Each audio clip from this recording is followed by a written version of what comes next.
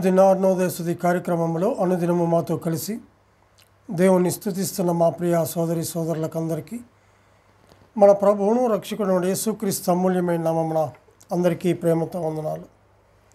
ఉదయకాల మన ధ్యానాంశము అదృశ్య స్వరూపియగు దేవుడు. పరిశుద్ధ గ్రంథమైన బైబిల్లో నుంచి యోహాను వ్రాసిన మొదటి పత్రిక 4వ అధ్యాయము 12వ వచనం చదువుకుందాం. ఏ మానవుడును దేవుణ్ణి ఎప్పుడునూ చూచి ఉండలేదు. మనం ఒకరినొకడు ప్రేమించిన యెడల దేవుడు మన యందు నిలిచి ఉండును. ఆయన ప్రేమ మన యందు సంపూర్ణమగును అని చెప్పేసి చూస్తుంటున్నాం. ఇలాగూ ప్రతి దినము కూడా అనుదిన అరుణోదయ కార్యక్రమంలో చేరి పరిశుద్ధుడు, ఘనుడు, మహోన్నతుడు, మహిమాన్వితుడు, సార్వభౌమాధికారము కలిగిన గొప్ప దేవుడును, సైన్యములకు అధిపతియగు దేవాతి దేవుణ్ణి స్తుతించి గణపరిచే భాగ్యాన్ని దేవాతి దేవుడు మనకు అనుగ్రహించాడు. కాబట్టి ఆయన ఎంతగానైనా మనం స్తుతించవలసిన వారముగా మనం ఉంటున్నాం. ఈ ఉదయకాల వేళలో కూడా ఆయన సన్నిధిలో చేరి ఆయన కృపాసనం మీదకి వచ్చి అదృశ్య స్వరూపియగు దేవాతి దేవుణ్ణి స్తుతించే భాగ్యాన్ని మనకు అనుగ్రహించాడు. కాబట్టి ఆయన ఎంతో స్తుతించవలసిన వారంగా మనం ఉంటున్నాం. ఏ మానవుడును ఎప్పుడునూ దేవుణ్ణి చూచి ఉండలేదు. దేవుణ్ణి ఎవరు చూచి ఉండలేదు. చూచి ఏ నరుడును బ్రతకజాలడు అని చెప్పేసి మనం చూస్తుంటున్నాం. ఆయన ప్రేమ మన యందు సంపూర్ణముగా ఉంది. దేవుని పరిశుద్ధ స్వభావమును మనము గ్రహించనేరము అని చెప్పేసి చూస్తుంటున్నాం. ఇక్కడ మనం గమనించినట్లయితే ఆయన ఎంత గొప్ప దేవుడో మనం చూస్తుంటున్నాం. అద్వితీయ సత్య స్వరూపి అయినటువంటి గొప్ప దేవుడు. ఇక్కడే మనము యోహాను సువార్త 1వ అధ్యాయము 18వ వచనంలో మనం గమనించినట్లయితే ఎవడును ఎప్పుడైనాను దేవుని చూడలేదు, తండ్రి రొమ్ముననున్న అద్వితీయ కుమారుడే ఆయనను బయలుపరచును అని చెప్పి చూస్తుంటున్నాం. అద్వితీయ కుమారుడే అన్న దగ్గర 2 అంకె ఉంది. కింద ఫుట్ నోట్లో చూసినట్లయితే జనతైక కుమారుడే అని చెప్పేసి చూస్తుంటున్నాం. అవును, ప్రభువైన యేసుక్రీస్తు దేవుని అదృశ్య కుమారుడు. ఆయన దేవుని సాటి లేని కుమారుడు, ఒకగానొక కుమారుడు. ఆయన ముద్దు కుమారుడు, ప్రియకుమారుడు, రక్షకుడు, విమోచకుడు, ప్రాణనాథుడు, అందరి నిమిత్తమై ప్రాణం పెట్టినవాడు, అందరి కొరకై రక్తము చిందించినవాడు, అందరి కొరకై మరణించినవాడు, అందరి కొరకై సమాధి చేయబడినవాడు, అందరి కొరకై 3వ దినమున మృత్యుంజలిసి తన కృపార్శ్వమున కూర్చొని అందరి నిమిత్తమై ఆయన విజ్ఞాపన చేస్తున్నాడు. అందరి నిమిత్తమై ఆయన రానయ్యున్నాడు. అట్టి దేవాతి దేవుణ్ణి స్తుతించి గణపరచవలసిన వారంగా మనం ఉంటున్నాం.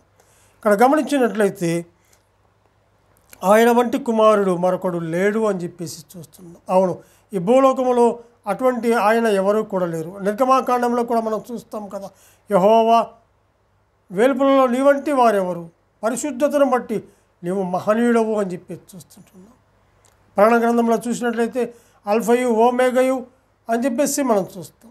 అవును, వర్తమాన భూత భవిష్యత్ కాలము సర్వాధికారము కలిగిన గొప్ప దేవాతి దేవుని మనము ఉదయకాల వేళ స్తుతించవలసిన వారముగా ఉంటున్నాం.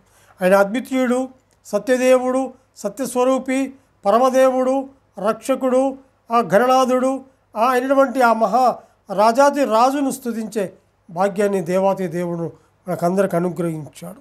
ఇక్కడ గమనించినట్లయితే తండ్రి అయిన దేవునితో ఆయన ఎల్లప్పుడూ ఒక విశిష్టమైన సన్నిహితం కలిగిన వాడుగా ఉంటున్నాడు.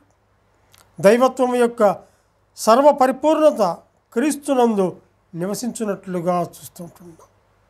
ఆయన అదృశ్య దేవుని స్వరూపి, కనబడని దేవుని మనకు చూపించిన వాడుగా ఉంటున్నాడు. అందుకే కొలసలకు రాసిన పత్రికలు మనం చూస్తాము కదా, అక్కడ కూడా అదృశ్య దేవుడు అని చెప్పేసి మనం చూస్తాము. కొలసలకు రాసిన పత్రిక 2వ అధ్యాయము 9వ వచనంలో గమనించినట్లయితే ఏలయనగా దేవత్వము యొక్క సర్వ పరిపూర్ణత శరీరంగా క్రీస్తునందు నివసించుచున్నది అని చెప్పి చూస్తున్నాం. దేవత్వము యొక్క సర్వ పరిపూర్ణత శరీరముగా క్రీస్తునందు నివసించుచున్నది అని చెప్పి చూస్తున్నాం. అంతేకాదు కానీ అక్కడనే 1వ అధ్యాయము 15వ వచనంలో కూడా చూస్తే ఆయన అదృశ్య దేవుని స్వరూపి అయి సర్వ సృష్టికి ఆది సంభూతుడై ఉన్నాడు అని చెప్పి చూస్తాం. అందును బట్టి మనం ఆయన్ను ఎంతగానో స్తుతించవలసిన వారముగా ఉంటున్నాం.